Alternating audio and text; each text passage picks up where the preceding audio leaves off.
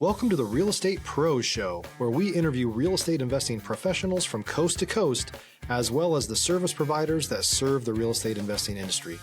Our goal is simple: share what's working now to help you improve and scale your business to the next level and meet the pros that can help you get there.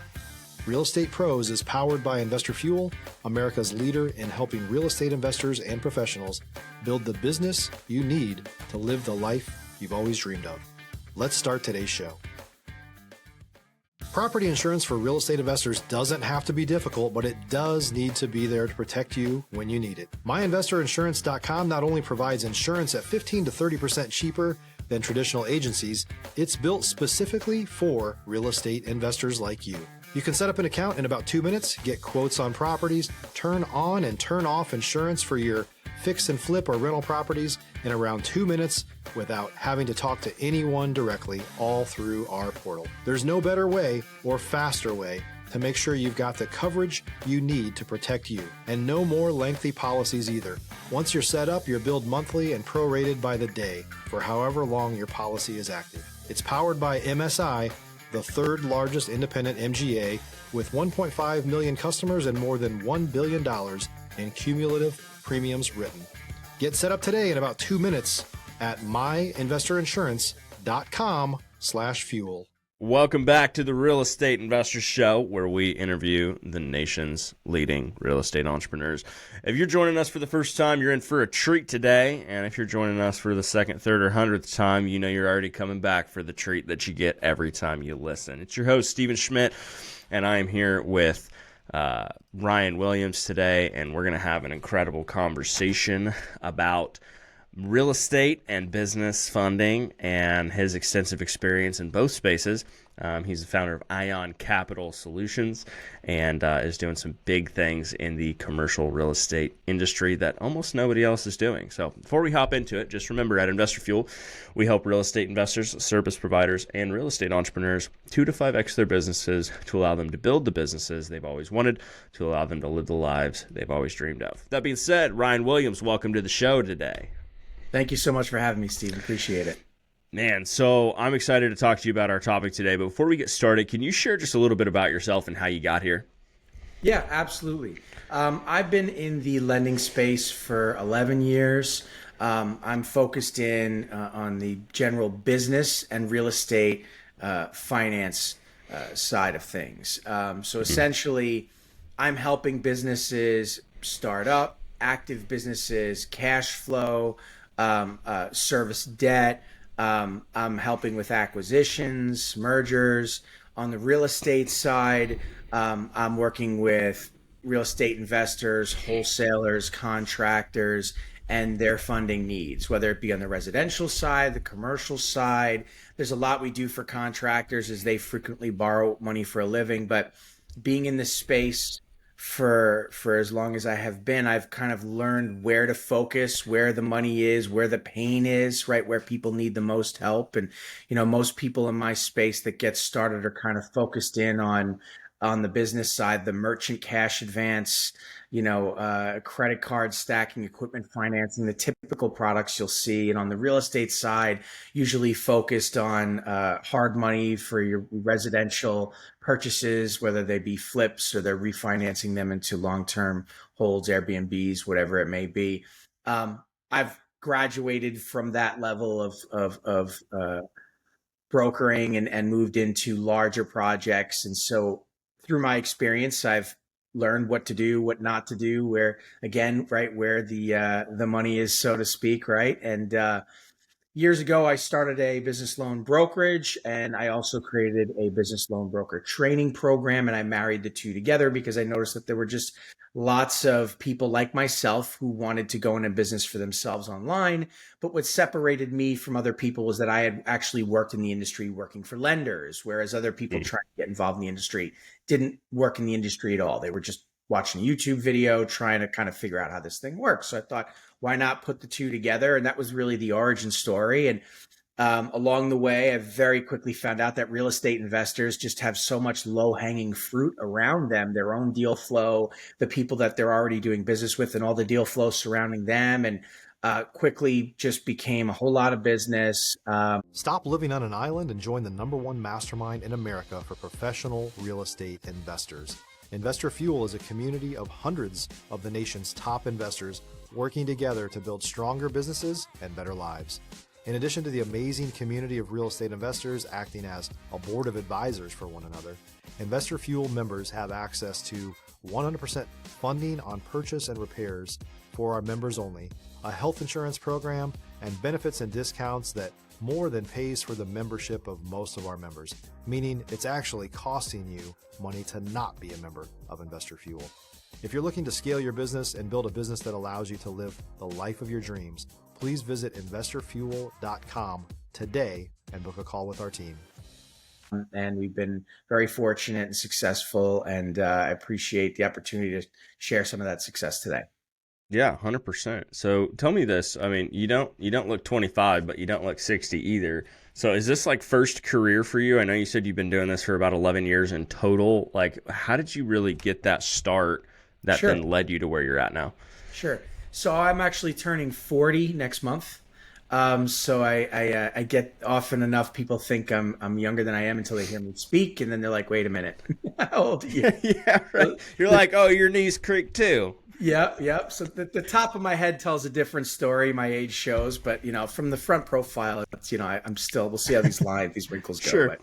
But, I was in the advertising space, television advertising space, working in New York City.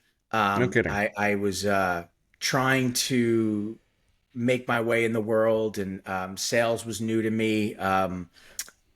I wasn't great at it to start. The industry quickly started taking a turn towards digital and inventory, and it all but became completely rehauled to the point where you don't really need salesmen in that industry anymore. It's just sort of inventory based. It's more of a agency.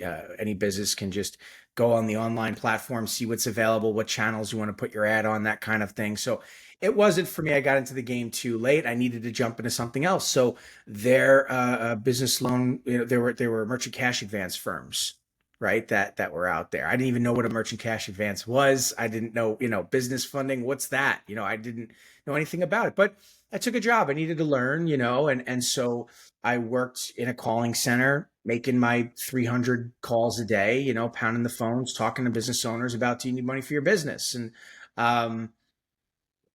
at first I was nervous, a bit shy. I quickly learned you can't be that way. And I was surrounded by wolves. So I became one of the wolves. Right. And I actually had a talent for it. I articulated myself well on the phone, and I understood what was needed for me, which is initially just a basic survey with the client, getting them to talk to a closer where the closer is going to bring in the documents, right? Which is just front end close. But in any event, I did well. I ended up becoming that closer, collecting docs, being able to go through the whole front end, and was very good at that, to the point where I became a team leader and eventually whip on the floor, where I managed the calling center itself. And I understood the front end of the business, but I didn't know how the marketing worked. Where did these leads come from? How did the back end work and processing? And so the companies that I worked for, some were willing to allow me to see behind the scenes, others weren't. So I had to move where I could learn more about the business. I took a job in processing and underwriting, and I learned the back end of the business. And I was exposed to more products beyond merchant cash advances and term loans and equipment financing, and started moving into credit card stacking and secured funding to consolidate debt and service debt, and agriculture lending for seasonal businesses like farms that can't get funding from your typical merchant cash advance lender, which is focused on year-round retail type business, right? And so I started to learn about what financials are we collecting. That's all that matters with these deals. And a lot of borrowers listening in on the podcast right now, they've been in that position, right? Where it's kind of like, okay, these are the documents you need to see from me. I submit everything. I get an approval or I don't, or the rates here. Why? I don't understand the process. And I learned that process, right? What is it that we're looking for when we evaluate financials, and how are we calculating affordability? Where are we seeing the risk, and what's that range of rates, and why do they get the higher rate or the lower rate, or the longer term or the shorter term, right? And I learned that aspect of the business, and Then I wanted to learn about the money side. How are these guys raising money? Because I had aspirations of becoming a lender myself, except I'm not a trust fund kid, right? I don't have all this money to just start lending out to people. So if you're looking for consistent, high-quality leads, look no further than Investor Machine. Investor Machine isn't just another agency.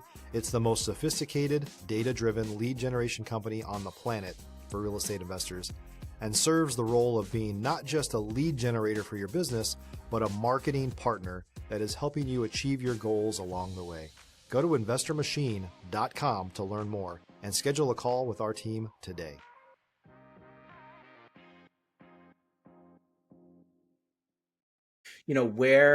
How do I leverage money so that I can build my own shop and then fund? And I got involved in syndication, which is where most private money is raised from. It's a network, friends, family, former colleagues, even people who work for the company put money into deals. That cash is then distributed out, right? You protect your money through a dilution. It's not just your money in the deal. It's a multitude of partners that way. And your money's spread out in lots of different deals. So that way, if one of the borrowers runs with the money, you have plenty of money in other deals. There's plenty of return. So your ROI is guaranteed. And that's how it works. So anyway, I went through all of this, and I didn't need to work for anybody anymore.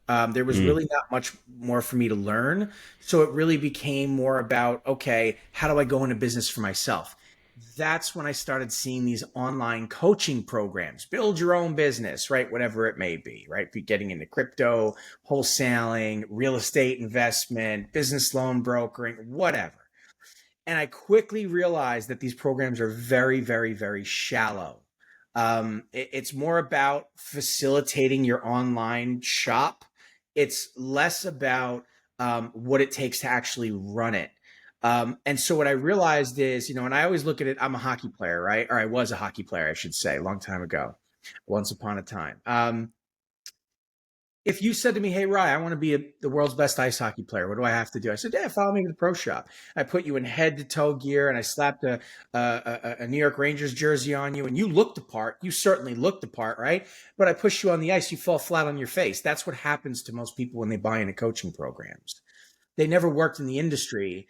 They buy in and it doesn't work out. And they're like, get all frustrated and mad. And it's because they're focused in on building that storefront, or with my silly analogy, buying all of the equipment. The equipment doesn't matter. Spending all that money doesn't matter. You just need to learn how to stand on your own 2 feet, take a step, take 2 steps, go forwards, backwards, turn, right? The silly hockey analogy. And the other side of things, to get more serious, what are the different products? Who are the different lenders? Not just a couple, but the actual national grid of the marketplace, right? What are the different marketing methods from paid to, down to free, and the different strategies? And how does that actually work? How do you qualify borrowers? What is the conversation you're having with them? Not just asking and recording answers, but actually comprehending the answers that they're giving you, and then understanding what additional questions you need to ask. What documents and financials do you need to collect in order to determine eligibility for funding, et cetera, right? So these are the things that you really need to focus on and learn. And then there's the learning curve of information. How do you house and organize that information of a language you don't speak? That's the focus. That's what people need to learn. And then there's the deals themselves, which there's so much nuance around. And so what we do is we basically do it for our students. We give them a foundation. We hold their hand. They shadow. They listen. They learn. And over time, they become that person. And they invest back into themselves as they cash flow in the marketplace, leveraging our platform, which is this safe approach, because they're investing back into success. They're not investing in future success and then trying to dig themselves out of a hole, if that makes sense. Yeah, 100%.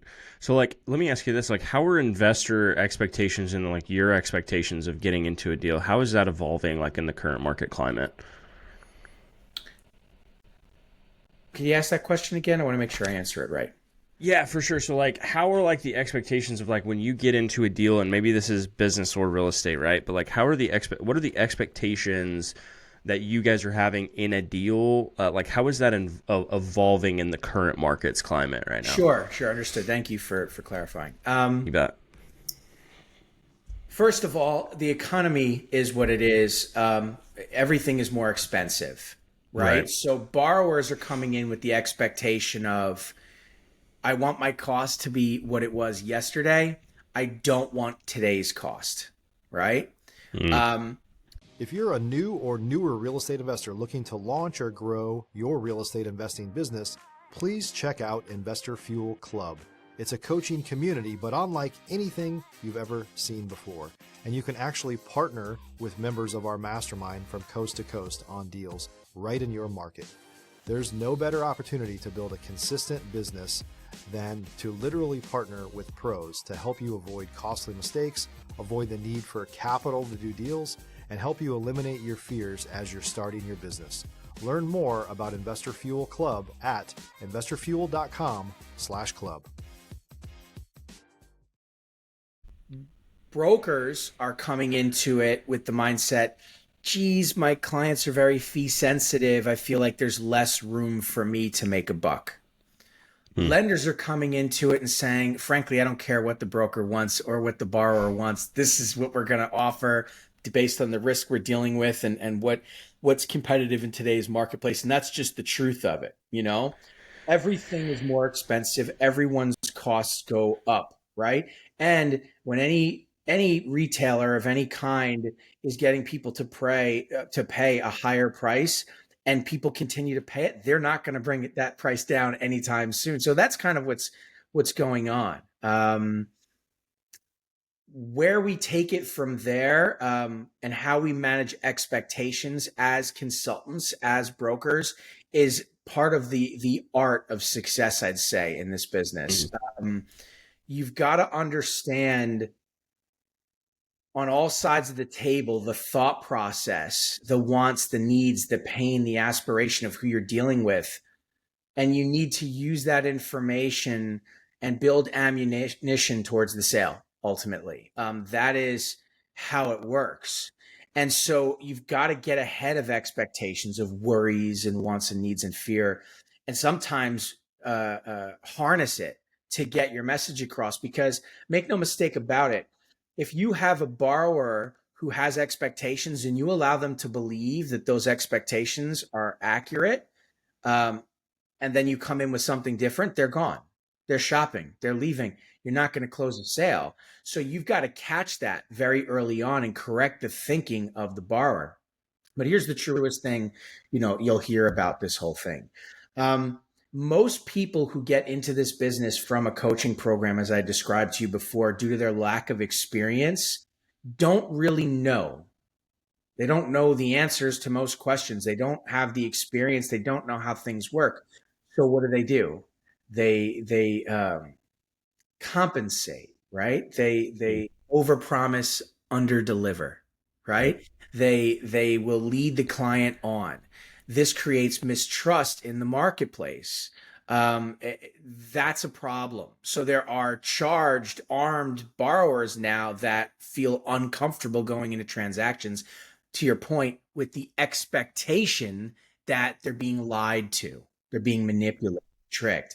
And this is something that, you and we're going to get into as the conversation continues, but this happens a lot with commercial real estate projects, which is something we should talk about. Borrowers in a bad way, with a lot of pressure on them, with no way out, dealing with brokers that lack experience is a real problem. And this happens to businesses as well. And so what I've learned to focus on is I like working those types of deals. You can help people and rescue them from an otherwise bad situation. To be flat out and honest, there's plenty of money in it for me to earn at the end of the day. It's all business. We're all trying to make money.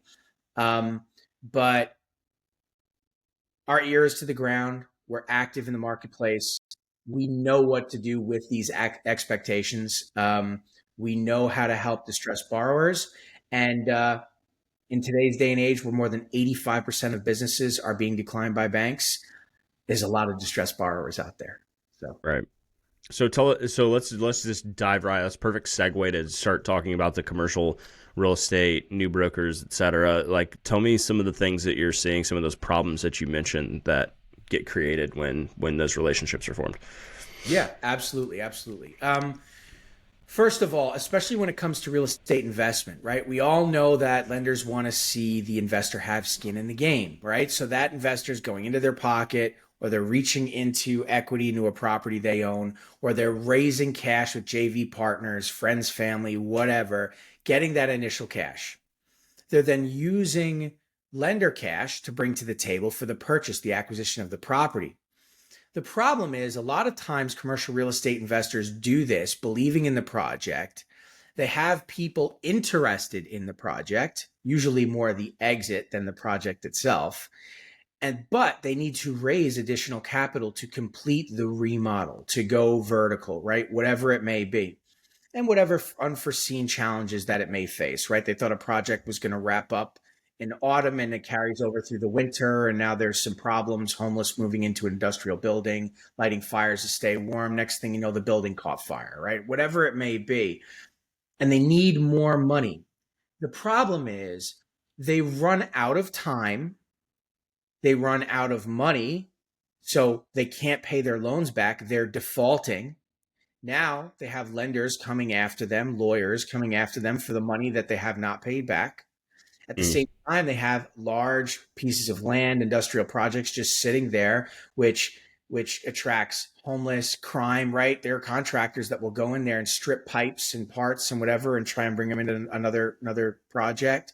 Like I said, if you have homeless in there, there's crime, there's fires is a big thing in the winter where they're trying to stay warm. They will light fires inside the place. There's smoke damage, there's fire damage. It's a problem. And then don't forget about termites and vermin and whatever else moving in there.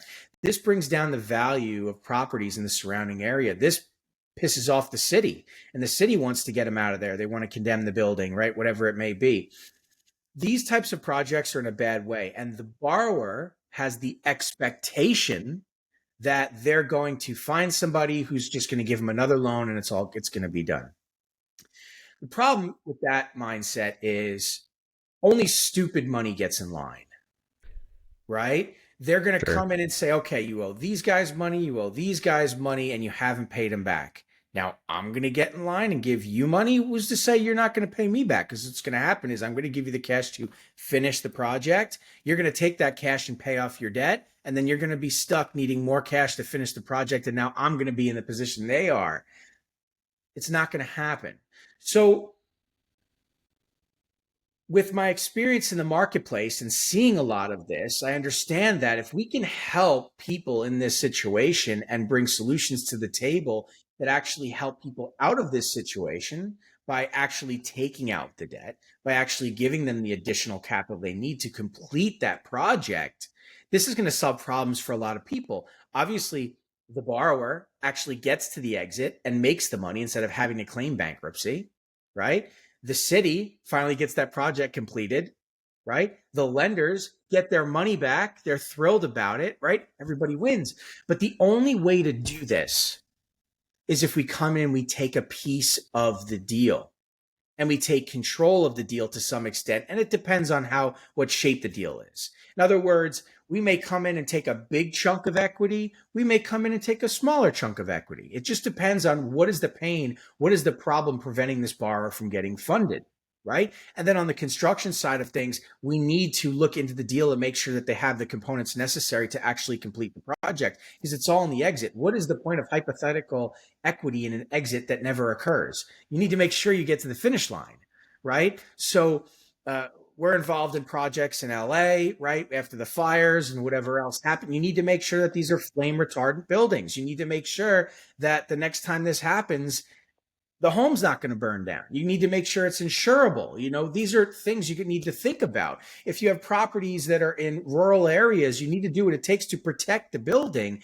to make sure that it's not going to get torn to pieces by termites, right? Or you need to make sure that the foundation is set correctly and not sinking because of the area it's in, whatever it may be. So not only will we come in and say, hey, we're going to bring the cash to the table to take out your debt, to give you the cash to finish the project, to get you to the finish line, but we're also going to bring experts in that are going to ensure that this project is handled correctly and completed in a timely manner. And is going to actually reach that finish line. Because sometimes, let's be honest, people get in over their heads. They get excited about something that they weren't really prepared to finish. And a lot of the time, what we find is investors just want to get out, buy me out, whatever. And we're okay with that. Other investors want to go the distance and they have the expertise. They just need that little bit of help. And that's okay too, So anyway, no one else is really doing this. You'll have JV partners that will come in that'll bring money to the table, but they want a squeaky clean deal. They just want to get money in, get money out, and be done with it. Lenders won't go near deals like this because all they care about is the qualifications of the borrower. We are unique in that we will actually come in and say, we don't care about a low credit score. We don't care about default. We don't care about the issues with the deal. We have all the components needed to complete the deal. We just want to look at the property, really. We want to see what you're working with, if we like the property, if what we're working with is good, and you seem like you're mentally and emotionally stable. We'll partner up with you on this thing. We know all the lenders in the country. We'll get them paid. We'll get them done. We'll meet with the city. We'll do whatever it takes. So that's really the focus. There's a tremendous amount of money in it for me and my team on my side. We literally save the day for the borrower on their side. We're helping the city achieve what they need to achieve. We're getting the lender their money back. Everybody wins. So it ultimately sounds like you're solving a multifaceted problem. Yes. That otherwise would not be serviced. Yes. Right. And there's nobody else doing this that you've seen? I have yet to lose a deal like this due to a competitor. Really? I won't go as far as to say that no one else is doing it, but I have yet to lose a deal to a competitor who's offering the same thing. Most of the time, money comes in and money just wants money and that's it. They don't want to bring expertise to the table. They don't want to roll their sleeves up and grab a shovel. They don't want to deal with it. They don't. They just want to, do you meet my loan parameters? Can I get a return? Okay, great. And here's something for everybody to hear. This is the truth of it. Everybody wants private money, right? Private money. What's your source? Is it a bank? Is it, what is it? I want private money. Private money, that guy, that Donald Duck swimming in a pool of gold coins, right? He's not in it for a little bit of money. He's not interested in giving you your 5, 6, 7, 8, 9, 10, 11% interest rate. He doesn't care about that. He didn't get to, or he or she, I should say, didn't get to where they are by making little bitty amounts of money. No. They want in the loan itself, they want their, they're going to maybe want 13, 14, 15, 16%, whatever it may be. And that's just the loan. Then on the equity side, they want 10, 20, 30, 40% equity. That's a lot of money. That's what they do. Or they look for buyouts, whether it be, with businesses or large investment projects that they think they can make a big return on. That's the truth. That's what private money wants. People think there's this person out there that's just got a big heart that says, oh, look at this poor, individual in a bad situation. I'm going to give you a 3% interest rate, over an extended term. And, you miss payments, don't worry about it. And here you go. And you're going to finish your project and make $100 million. No, it doesn't work like that. Money is cold, money is, that's just the truth of it. Everybody's in it to make money. And so what I find is the borrowers that are realistic about their situation and have realistic, again, to your point, expectations, we can get a deal done very easily because they come in, listen, there's an equity component. We got to attract money. I get it. I'm willing to give away this piece, or, hey, if you guys need a little bit more, we can talk about it, figure it out. I understand the rate's going to be a little bit more expensive given the risk in the deal that you're doing a takeout, whatever else. I just got to get this project done.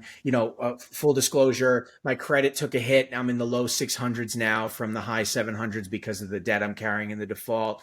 The city's breathing down my neck. I have litigation, issues. I'm facing bankruptcy. This is the amount of time I have before I have to get the process rolling with BK just to buy enough time to finish the project. Can you get it done with them? Those are the best clients because we know what we're dealing with. We can come in, we can save the day.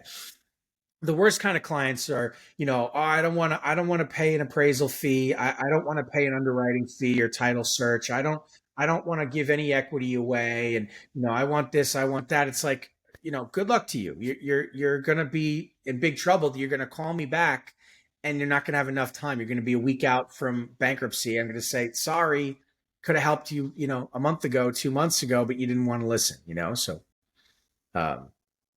yeah, it's an interesting thing, but these projects are everywhere, everywhere. And it's large residential portfolio, it's industrial, commercial, it happens a lot, How does someone find a deal like this? Like if somebody wanted to bring you a deal, like how does somebody even find one of these types of deals? So there are various methods of marketing that we teach to people. It's rare that an individual getting started in this space, or even somebody active in this space, has a lot of cash and expertise to build a revenue engine. Revenue engine meaning they're running ads, they know what they're doing and how to run ads, they're actually creating the ad itself. They then have a logic form that's built that people can fill that takes them to a landing page with a video that they recorded, which asks for documents. Then they have their calling center and text and email campaigns built through Go High Level or whatever CRM they use that reaches out to people that opt in through that funnel. And they have the team behind them to make all of that work. It's very expensive. There are people that buy data, so you can buy UCCs, you can get it, which is Uniform Commercial Code, right? It's filed when somebody borrows money, but you have to know how to append and overlay that type of data to actually get the right type of leads. There is search intent, so there are people who are actively searching keywords, so they're looking for what it is you're offering. There are lead providers that have their own opt-in revenue engines built already, which is a bit of a shady game. They all say exclusivity, and usually it's not so exclusive. And so you've got to kind of know who to deal with, who not to deal with. We'll give you data that, typically a 72-hour aged opt-in is the best type of lead to buy from somebody who's got their own revenue engine. The 30, 60, 90-day leads are crap. The live transfer leads are crap. Anybody doing that, stop doing that immediately. You can buy business card type data. There's no real intent there, but you may get lucky. It's just a lot of volume, but there's deals there. What I like to start people off with is organic multi-platform lead generation. It's essentially generating leads for free online. Leveraging platforms like LinkedIn, Facebook, email sequencing, scavenging. There's a regimented process. There's limits of what you can and can't do. We've got it broken down to a science. If you want to scale, it's by account, not by numbers. It's free. There's some cheap automation tools that are quality of life that automate outreach. Those are the ways that you can find deals like this. And we provide messaging and text scripts, email scripts, phone call scripts, for people to follow. Love it. Well, and Ryan, thank you so much for joining us today. If anybody wants to learn more about you or what you're working on, where should they go for that? IONcapitalsolutions.com. That's ION as in Nancy. There you go. Go connect with them for more. And are you on social media, LinkedIn, Instagram, anything like that, where you post about what you do? Yeah, absolutely. I do have a YouTube channel, or Ion Capital Loan Broker University, a Facebook group as well, same name. But if you visit us at IONcapitalsolutions.com, everything is centralized there. You can see we have tons of content, tons of testimonials, a full breakdown of what it is we're doing, a lot of content. There you go, folks. Go connect with him for more. And if you do that, and maybe send him a deal, let him know that Steven from Investor Fuel sent him over to you. So that way maybe I get a little bit of love on the back end there too. A little cheddar to make me feel better or something. Never know what'll happen, right? But everyone, I hope you enjoyed today's show, and we'll see you on the next episode. Ryan, thanks again for being here. Thanks, Steven. Appreciate it. Take care, everybody. Thanks for joining us for today's Real Estate Pros Show. You can learn more about the amazing benefits of the Investor Fuel Mastermind community, including surrounding yourself with hundreds of other rock stars, 100% financing for your deals, and members-only discounts from vendors you're likely already using that, as a member of Investor Fuel, will save you more than the cost of your membership. Visit investorfuel.com to learn more. If you're interested in joining us as a guest of this show, please visit investorfuel.com/pros to apply. You can also check the show notes for access to free resources, how to get access to world-class lead generation, and much more. Don't forget to subscribe so you never miss another episode. Have a great day. We'll see you on the next show.